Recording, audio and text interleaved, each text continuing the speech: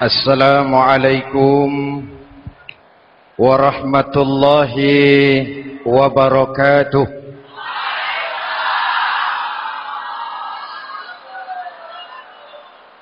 Alhamdulillahi rabbil alamin.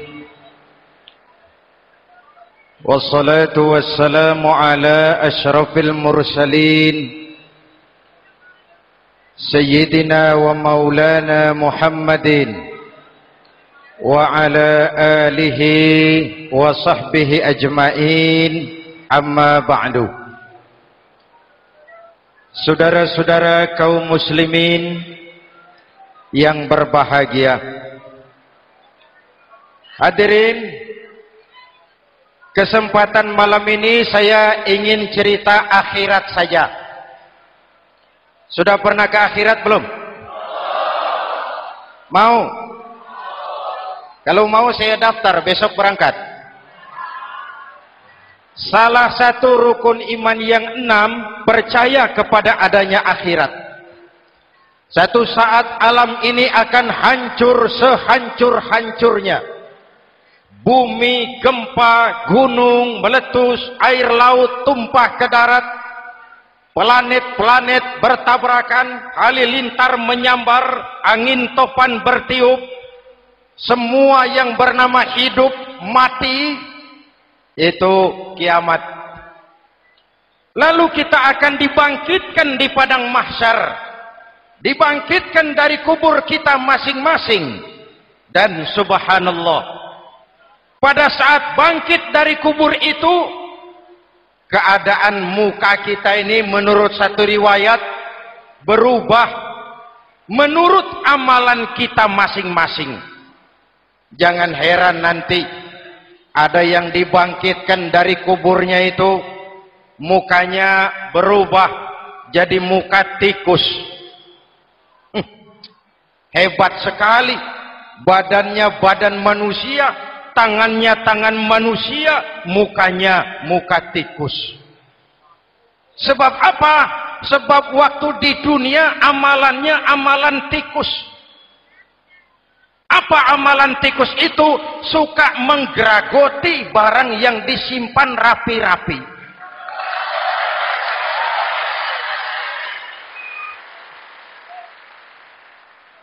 Itu nanti koruptor-koruptor yang menggeragoti uang rakyat, itu nanti bangkit mukanya muka tikus. Na'udzu. Saudara lihat, oh ini yang geragoti uang rakyat mukanya muka tikus. Ada lagi yang bangkit dari kubur, mukanya itu berubah jadi muka harimau.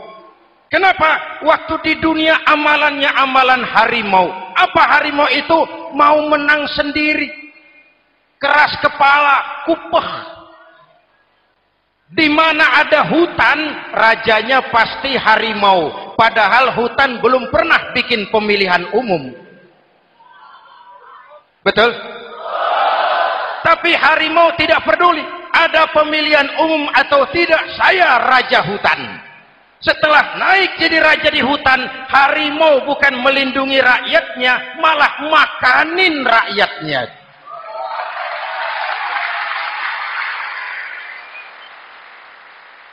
Orang-orang yang mau benar sendiri.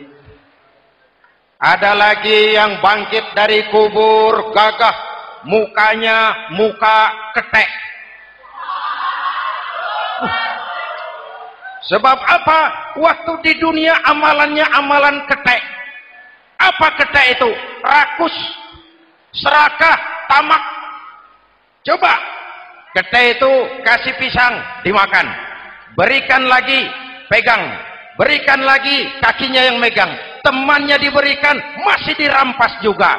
Ketek. Serakah, kalau mental ketek masih gentayangan di republik ini, maka pemerataan cuman akan jadi dongeng. Kaum muslimin yang berbahagia, pada saat itu di akhirat nanti, setiap orang sibuk dengan urusannya sendiri-sendiri. boleh jadi setiap kita lalu akan dimintakan pertanggungjawaban jawab. Boleh jadi orang tua tidak sempat lagi mengingat anaknya, saudara tidak lagi sempat memikirkan saudaranya. Tiap orang akan dimintakan pertanggungjawaban jawab. Dalam kondisi seperti itu, Rasulullah mengajarkan sab'atun yudhilluhumullahu yawma la dhilla illa zilluh. Ada 7 golongan manusia yang di akhirat nanti akan langsung mendapat perlindungan dari Allah Subhanahu wa ta'ala. Orang lain sibuk, dia tenang. Orang lain resah dan gelisah, dia ayem. Kenapa? Mendapat perlindungan dari Allah. Sebab ketika di dunia ia memberikan perlindungan kepada orang banyak. Siapa mereka? Mudah-mudahan kita termasuk salah satu di dalamnya. Mencari perlindungan Allah lebih-lebih dalam situasi sekarang ini. Pertama, imamun adil. Yang akan mendapat perlindungan langsung dari Allah adalah pemimpin yang adil. Sebab apa? Pemimpin yang adil melindungi banyak rakyat, maka pantas di akhirat dilindungi oleh Allah Subhanahu. Kita ini kan zon politikan. Kita ini makhluk yang tidak mungkin hidup sendiri-sendiri. Untuk melaksanakan hajat bersama, kita memerlukan pemimpin. Memilih pemimpin itu tidak sulit. Dalam fikih, ketika sholat, itu dijelaskan bagaimana cara memilih imam. Siapa yang diangkat jadi imam? Pertama, a'lamuhum. Orang yang paling alim di kampungmu siapa? Angkat jadi imam. Yang paling alim, paling menguasai persoalan sehingga bisa membawa bangsa keluar dari kesulitan. Pemimpin yang bisa menyelesaikan masalah, bukan yang menimbulkan masalah.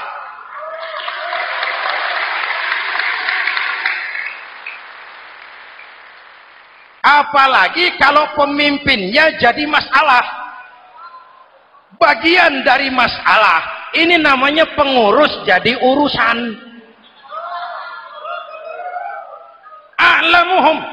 Pak, di kampung saya ada 2 orang, alimnya sama. Yang mana yang jadi imam? Afsahuhum, yang lebih fasih lidahnya, yang paling pandai menyuarakan aspirasi rakyatnya, punya sense of crisis. Yang satu alim tapi pelo. Yang satu alim tidak pelo, yang tidak pelo jadi imam. Kenapa? Tidak sah orang fasih bermakmum kepada imam pelo. Pak, ini imam pelo, makmum pelo semua, sah. Namanya kampung pelo. Aduh Pak, ini 2 orang alimnya sama, fasihnya sama, yang mana yang jadi imam? Aktsaruhum sinnan, yang lebih tua umurnya, senioritas baru dihitung. Lahirnya bareng Pak. Yang mana yang jadi imam? Awaluhum hijratan, yang lebih dulu tinggal di situ, yang punya semangat nasionalisme yang tinggi, yang cinta kepada bangsa dan rakyatnya. Sudah ada imam, sudah, ayo azan. Apa azan itu? Proklamasi. Sholat mau dimulai. Sudah azan? Sudah. Qobliyah 2 rakaat. Qobliyah. Apa qobliyah itu? Dulu ada namanya Panitia Persiapan Kemerdekaan Indonesia. Qobliyah. Sudah qobliyah? Sudah. Luruskan shaf. Atur barisan yang lurus. Rapatkan barisan. Apa ini? Bentuk pemerintahan yang kompak, bersih, berwibawa. Jangan sesama elit saling tawuran.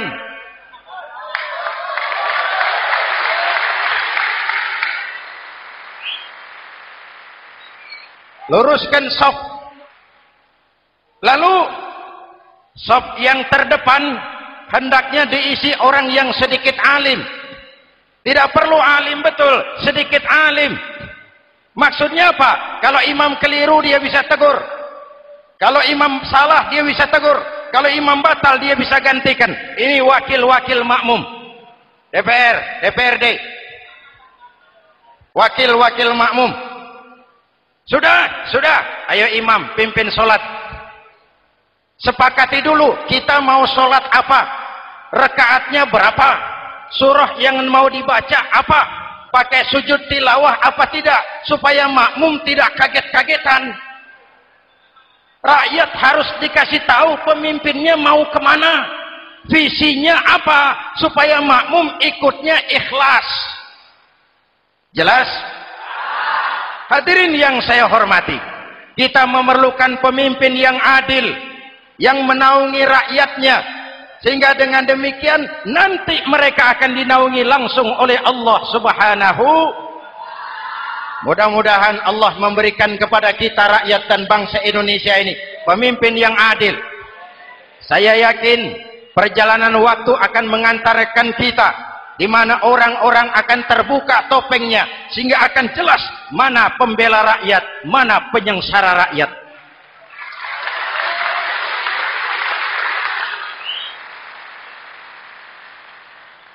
Lalu sebenarnya tiap kita ini kan pemimpin.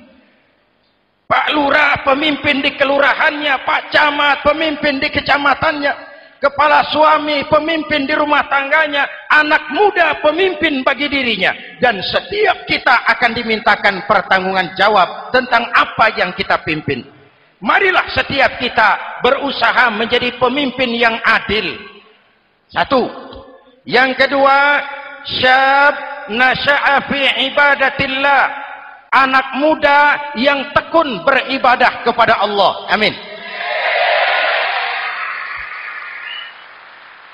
Remaja adalah masa depan kita semua. Akan bagaimana Republik Indonesia, bahkan akan bagaimana Islam di Republik Indonesia 20, 30, 40 tahun yang akan datang, anak-anak kita jawabannya. Jelas? Maka menghancurkan Islam tidak usah menyegel masjid, tidak usah menutup pesantren, tidak perlu melarang pengajian, cukup dengan meracuni remaja dan pemuda Islam, menjauhkan mereka dari agama dan ulama. Kalau mereka sudah jauh dari agama dan ulama, tinggal menunggu pergantian generasi.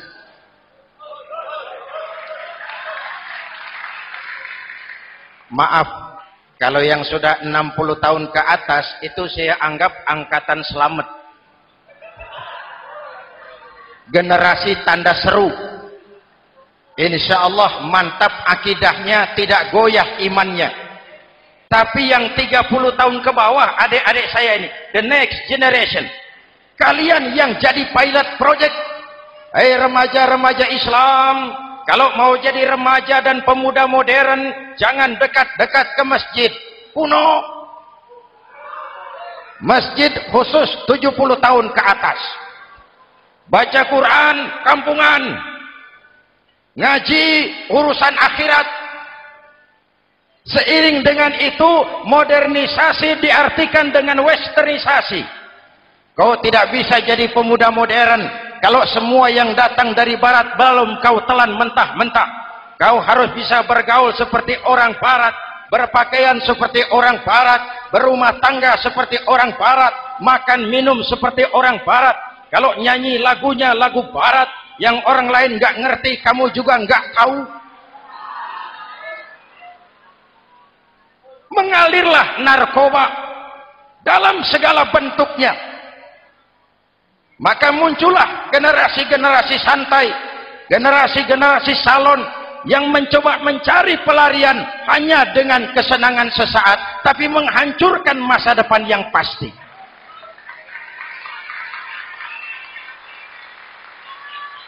Maka mengalirlah free love, free sex, Samenleben, hidup bersama di luar nikah alias kumpul.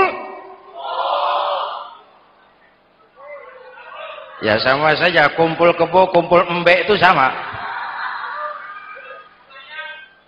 Hadirin yang saya hormati, kalau sudah hancur tinggal menunggu pergantian generasi. Oleh karena itu adik-adik saya, para remaja, para pemuda, kalian harapan kami semua. Di pundak kalian Kami pertaruhkan hari depan bangsa dan negara ini. Hidup cuma putaran menunggu giliran. Ada saat datang, ada waktu pergi. Ada hari lahir, ada saat kembali. Ada hari dilantik, ada saat untuk menyerahkan jabatan. Hidup cuma sekadar menunggu giliran. Karena itu kepada kalian saya ingatkan satu ucapan orang bijak. Hai anak muda, berpikirlah kau di waktu pagi, bekerjalah di waktu siang, makanlah di waktu sore, dan tidurlah di waktu malam. Berpikir di waktu pagi, belajar mumpung masih muda. Bekerjalah di waktu siang, amalkan ilmu itu setelah dewasa. Makanlah di waktu sore, hari tua tinggal menikmati hasilnya. Tidurlah di waktu malam, matilah dengan tenang. Kalau pagi kau tidak berpikir, nanti siang kau tidak akan bisa bekerja. Kalau siang tidak kerja, nanti sore mau makan apa? Kalau sore tidak makan, alamat malam nggak bisa tidur.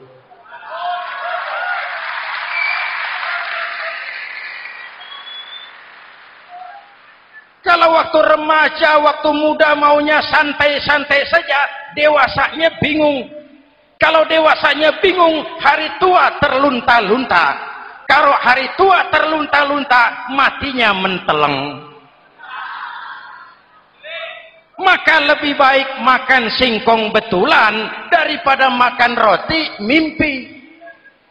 Ayo, makan singkong betulan, makan roti mimpi, lebih bagus mana? Lebih bagus makan roti betulan. Kalau perlu, lebih baik sekolah sambil dagang koran, sekolah sambil parkir mobil, sekolah sambil semir sepatu, daripada petatang peteteng tanpa prospek hari depan yang ada artinya.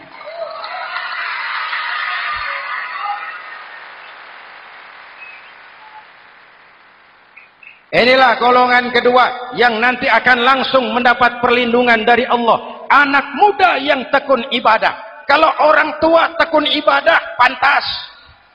Orang tua rajin ibadah, tidak istimewa. Masya Allah Pak, itu orang tahajudnya hebat, wirid yasinnya mantap, puasanya luar biasa, zikirnya mantap. Umurnya berapa? 70. Wajar. Lalarwi sanjo. Sudah larut senja. Kalau 70 masih jadi preman, kapan taubatnya? Tapi kalau ada anak muda, darahnya masih mengalir dengan panas, keinginannya masih sejuta khayal, dia bisa salurkan di jalan Allah, itu amat disukai Allah, dan itu akan mendapat perlindungan langsung dari Allah Subhanahu. Hadirin kaum muslimin di seluruh tanah air yang saya cintai, sekarang kita sampai kepada golongan ketiga yang nanti dinaungi Allah. Itu siapa? Rajulun qalbuhu mu'allaqun bil masajid. Seseorang yang hatinya selalu terpaut kepada masjid. Masjid memang tempat melaksanakan sholat, tapi lebih dari itu dia adalah pusat kegiatan umat. Umat Islam dengan masjid seperti ikan dengan air, tidak boleh berpisah. Sehingga ada hadis qudsi mengajarkan, inna buyuti fil ardil masajid wa inna zuwari fiha ummaruha. Rumahku di permukaan bumi adalah masjid. Orang-orang yang memakmurkan masjid adalah tamuku. Dari masjidlah terpancar semangat silaturahmi, dan itu yang sangat kita perlukan sekarang. Di tengah-tengah kerentanan kita sebagai bangsa, masjid harus jadi lem perekat. Di sini siapapun yang datang mengucapkan assalamualaikum, betul? Menebarkan salam, menebarkan rasa damai, bersalaman. Kata Nabi, ma min muslimaini yaltaqiyani fayatasafahani illa ghafarallahu dzunubahuma. Apabila dua orang Islam bertemu lalu bersalam-salaman, Allah akan menghapuskan dosa yang terjadi di antara kedua orang itu. Bangsa kita sedang rentan perpecahan. Benih-benih disintegrasi bertebaran di mana-mana. Maka mari kita kembali ke masjid untuk menyusun semangat kebersamaan, meluruskan saf, merapatkan barisan, dan menerjemahkannya di luar masjid. Ini ada kaitannya dengan faktor yang keempat, yang langsung dilindungi Allah. Siapa mereka? Rajulani tahabba fillahi ijtama'a alaihi wa tafarraqa alaihi. Dua orang yang bersaudara, bertemu karena Allah, berpisah karena Allah. Itu akan dilindungi langsung oleh Allah di hari akhirat nanti. Dua orang bersaudara, bertemu karena Allah, berpisah pun juga karena Allah. Tadi dalam perjalanan ke sini saya melalui sebuah desa. Masih ada sisa-sisa tawuran antar desa. Saya tidak sebutkan desanya, itu rahasia perusahaan. Saya cuma prihatin siapa lawan siapa. Siapa yang kita bakar rumahnya? Siapa yang kita sambiti dengan batu? Siapa yang kita rugikan? Padahal urusannya kadang-kadang sepele. Di satu desa misalnya cuma urusan kaset jadi tawuran antar desa. Ini kan hal yang sangat sepele. Padahal Nabi mengajarkan dengan keras, kalau dua orang Islam saling bertengkar, al-qatil wal maktul finnar, yang membunuh dan yang dibunuh dua-duanya neraka. Sahabat bertanya, ya Rasul, kalau yang membunuh masuk neraka pantas, kenapa yang dibunuh neraka juga? Rasulullah senyum lalu berkata, yang dibunuh pun sudah punya niat membunuh, cuma keduluan dibunuh. Andai kata tidak dibunuh, dia yang akan membunuh. Mari kita renungkan, kenapa sebagai bangsa kita seperti tercabut dari akar budaya kita. Kita jadi beringas, kita jadi brutal untuk hal yang sepele. Yang satu teriak Allahu Akbar, yang lain teriak Allahu Akbar. Siapa lawan siapa? Dulu Bung Tomo teriak Allahu Akbar, musuhnya londo. Sayyidina Hamzah, Khalid bin Walid teriak Allahu Akbar, yang dilawan kafir. Abu Jahal, Abu Lahab, Abu Sufyan. Sekarang si Ali lawan si Hasan, Hasan Allahu Akbar, Ali Allahu Akbar. Siapa lawan siapa?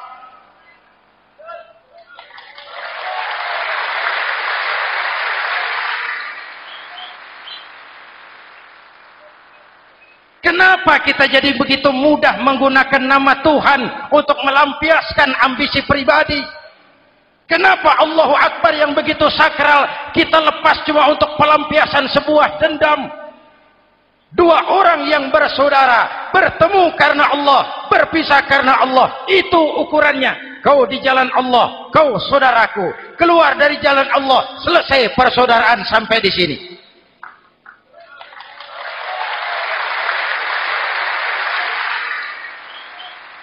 Hadirin, lewat mimbar ini saya kembali menekankan, mari kita pelihara kerukunan.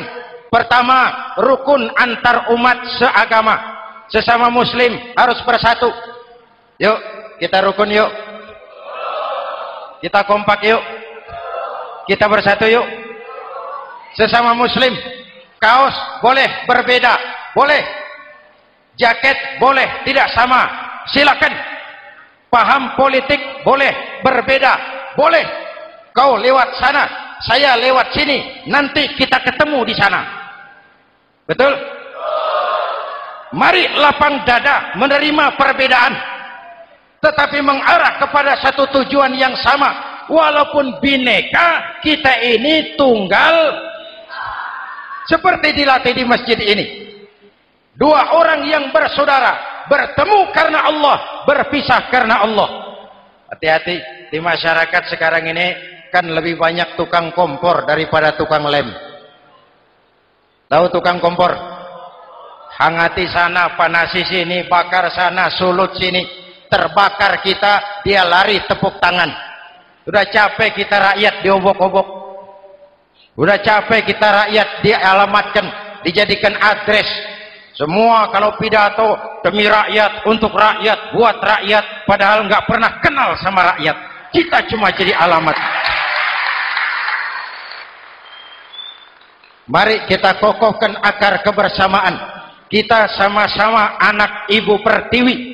Di negeri ini kita dilahirkan. Air negeri ini yang kita minum, udara negeri ini yang kita hirup.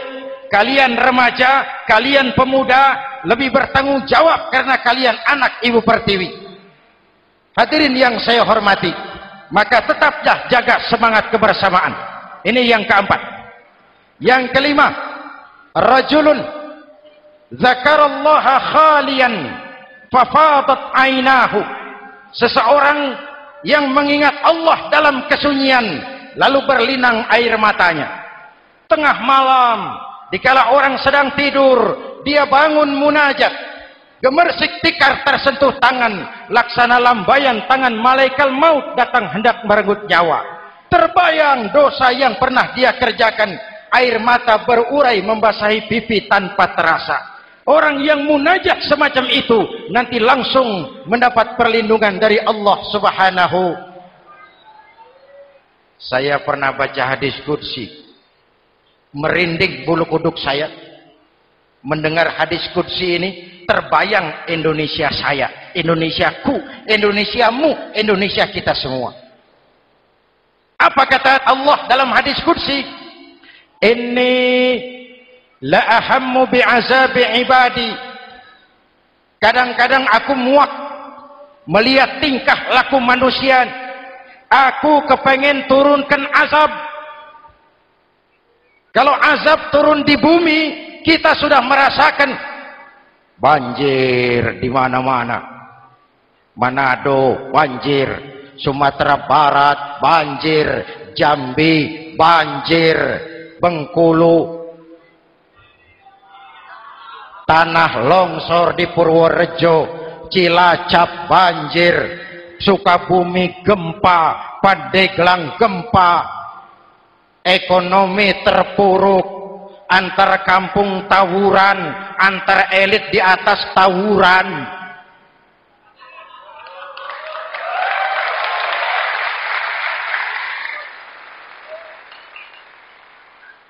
Hutang numpuk.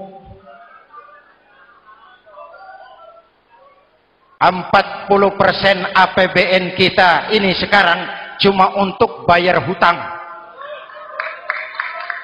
Itu pun dengan asumsi dolar 7.000, 9.000, artinya sekitar 50% APBN kita untuk bayar hutang. Untungnya sekarang ini yang agak menolong, harga minyak membaik di pasaran internasional. Hadirin yang saya hormati, ini lagi ngomong apa saya sih? Aku pengen turunkan azab, tetapi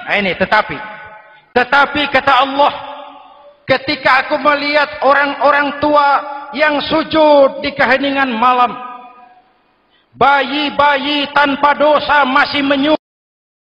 Ada hadis qudsi mengajarkan, inna buyuti fil ardil masajid wa inna zuwari fiha ummaruha. Rumahku di permukaan bumi adalah masjid. Orang-orang yang memakmurkan masjid adalah tamuku. Dari masjidlah terpancar semangat silaturahmi. Dan itu yang sangat kita perlukan sekarang. Di tengah-tengah kerentanan kita sebagai bangsa, masjid harus jadi lem perekat. Di sini siapapun yang datang mengucapkan assalamualaikum. Betul? Menebarkan salam, menebarkan rasa damai, bersalaman. Kata Nabi, ma min muslimaini yaltaqiyani fayatasafahani illa ghafarallahu dzunubahuma. Apabila dua orang Islam bertemu lalu bersalam-salaman, Allah akan menghapuskan dosa yang terjadi di antara kedua orang itu. Bangsa kita sedang rentan perpecahan. benih-benih disintegrasi bertebaran di mana-mana.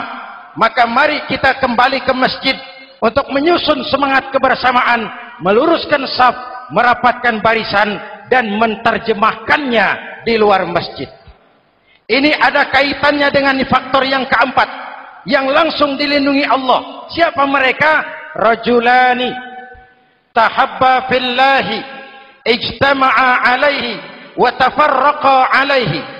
Dua orang yang bersaudara, bertemu karena Allah, berpisah karena Allah. Itu akan dilindungi langsung oleh Allah di hari akhirat nanti. Dua orang bersaudara, bertemu karena Allah, berpisah pun juga karena Allah. Tadi dalam perjalanan ke sini saya melalui sebuah desa. Masih ada sisa-sisa tawuran antar desa. Saya tidak sebutkan desanya, itu rahasia perusahaan. Saya cuma prihatin siapa lawan siapa.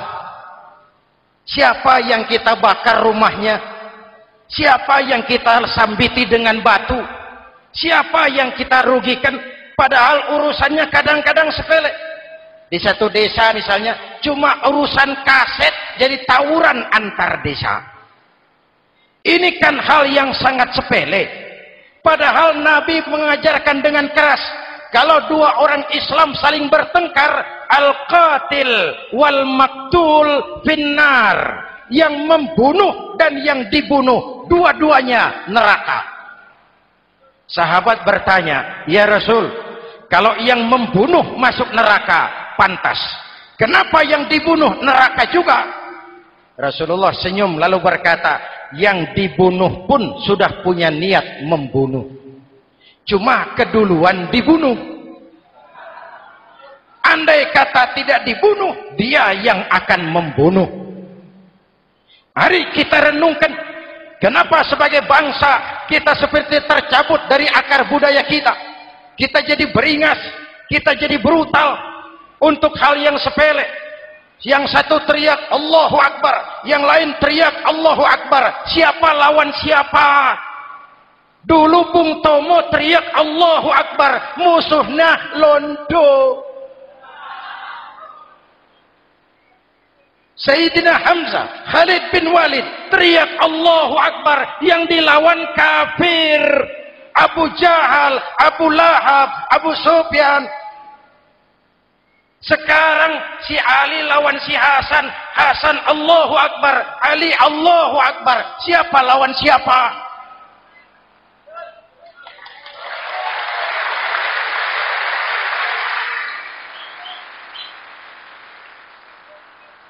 Kenapa kita jadi begitu mudah menggunakan nama Tuhan untuk melampiaskan ambisi pribadi? Kenapa Allahu Akbar yang begitu sakral kita lepas cuma untuk pelampiasan sebuah dendam? Dua orang yang bersaudara, bertemu karena Allah, berpisah karena Allah. Itu ukurannya. Kau di jalan Allah, kau saudaraku. Keluar dari jalan Allah, selesai persaudaraan sampai di sini.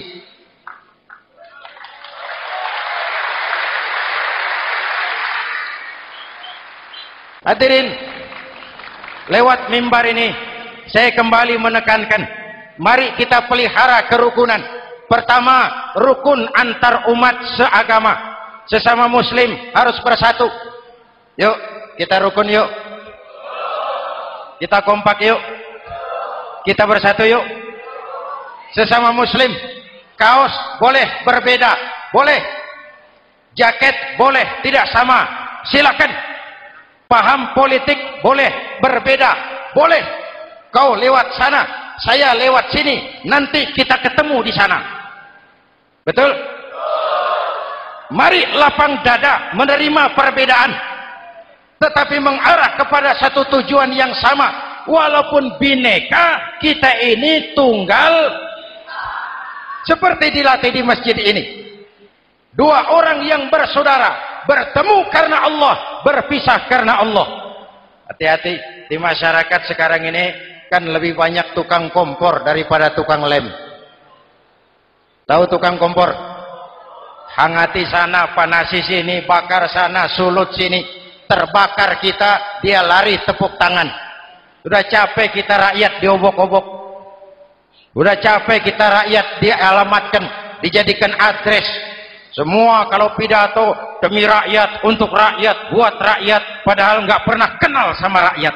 Kita cuma jadi alamat. Mari kita kokohkan akar kebersamaan. Kita sama-sama anak Ibu Pertiwi. Di negeri ini kita dilahirkan. Air negeri ini yang kita minum, udara negeri ini yang kita hirup. Kalian remaja, kalian pemuda lebih bertanggung jawab karena kalian anak Ibu Pertiwi. Hadirin yang saya hormati, maka tetaplah jaga semangat kebersamaan. Ini yang keempat. Yang kelima, rajulun zakarallaha khalian fafadat ainahu. Seseorang yang mengingat Allah dalam kesunyian lalu berlinang air matanya.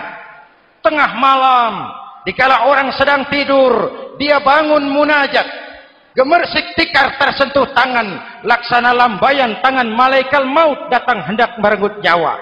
Terbayang dosa yang pernah dia kerjakan, air mata berurai membasahi pipi tanpa terasa. Orang yang munajat semacam itu nanti langsung mendapat perlindungan dari Allah Subhanahu. Saya pernah baca hadis qudsi, merinding bulu kuduk saya mendengar hadis qudsi ini. Terbayang Indonesia saya, Indonesiaku, Indonesiamu, Indonesia kita semua. Apa kata Allah dalam hadis qudsi? Inni la ahammu bi'azabi ibadi. Kadang-kadang aku muak melihat tingkah laku manusia. Aku kepengen turunkan azab. Kalau azab turun di bumi, kita sudah merasakan banjir di mana-mana.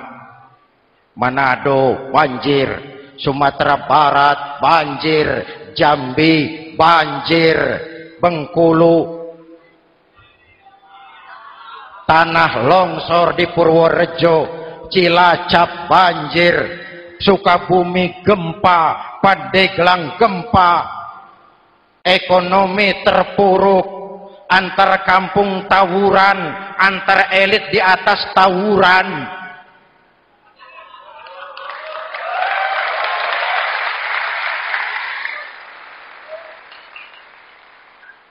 Hutang numpuk.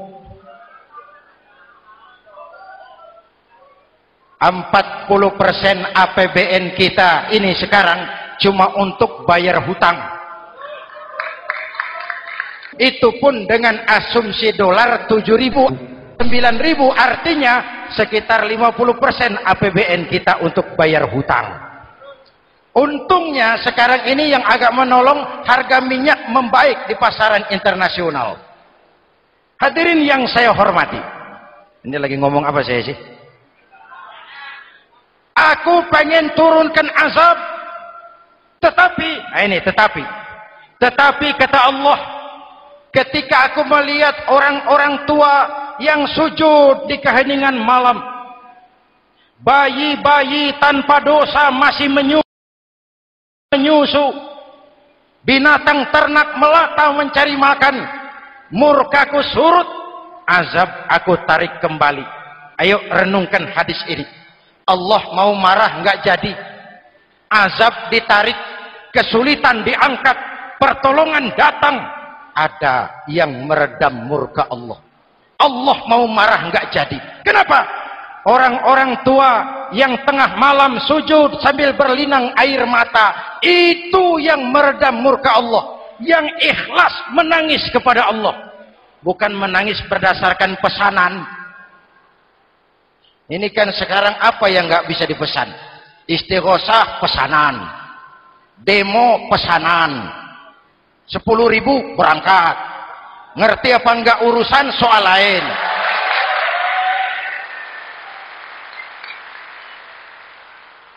Jadi bukan demonstran, pekerja demo.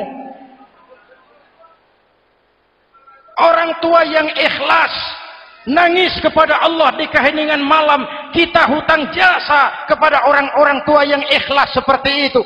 Itu yang menjaga keselamatan bangsa. Allah mau murka enggak jadi sepanjang masih banyak orang-orang tua yang sujud di tengah malam. Amin.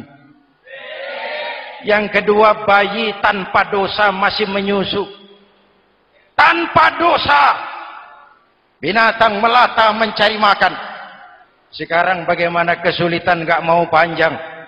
Mengamalkan hadisnya terbalik.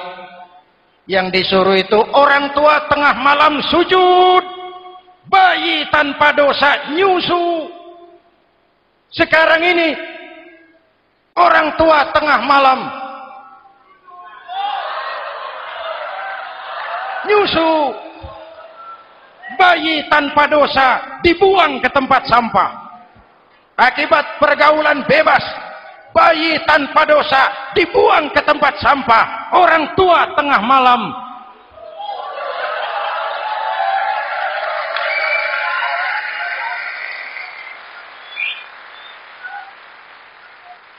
hadirin. Yang keenam, rajulun da'athum ra'atun zatu mansibin wa jamalin ila nafsiha faqala inni akhafu Allah rabbal alamin. Orang yang bermoral dibujuk rayu oleh perempuan cantik, lalu dia berkata, maaf, saya takut kepada Allah. Orang bermoral yang merasakan kehadiran Allah dekat dalam hidup. Umpama waktu puasa, saudara sholat zuhur. Sebelum sholat, saudara berwudu. Ketika berkemur, saudara korupsi. Sedikit airnya saudara minum. Jangankan polisi, teman wudu sebelah pun tidak tahu kalau waktu berkemur saudara korupsi. Kenapa kita tidak mau melakukan? Ada rasa malu kepada Allah. Ini yang perlu kita tumbuh kembangkan, rasa malu kepada Allah Subhanahu wa taala. Yang ketujuh, rajulun tasaddaqa bi shadaqatin fa akhfaha. Orang yang bersedekah lalu disembunyikan sehingga tangan kiri tidak tahu apa yang diberikan oleh tangan kanan. Orang yang punya kepedulian tinggi tetapi ikhlas menolong yatim, membantu sesama dalam rangka menegakkan masyarakat yang adil dan makmur. Mari kita mohon kepada Allah, semoga kita semua senantiasa dalam perlindungannya di dunia ini dan lebih-lebih di akhirat nanti. Al-Fatihah. A'udzubillahi minasyaitonir rajim. Shiratal ladzina an'amta 'alaihim ghairil maghdubi 'alaihim waladdallin. Amin. Bismillahirrahmanirrahim. Alhamdulillahi rabbil alamin. Allahumma salli ala Muhammad wa ala alihi wa sahbihi ajma'in. Rabbana taqabbal minna salatana wa siyamana wa qiyamana wa takhashu'ana wa ta'abbudana wa tammim taksirana ya arhamar rahimin. Allahumma ja'alna minas su'ada'il makbulin wa la taj'alna minal ashqiya'il mardudin. Rabbana zalamna anfusana wa illam taghfir lana wa tarhamna lanakunanna minal khasirin. Afdalu ma qultuhu ana wan nabiyuna min qabli la ilaha illallah.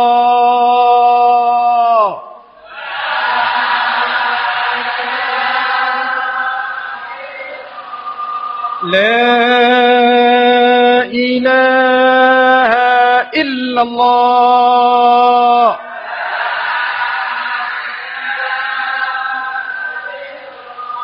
Muhammadur Rasulullah.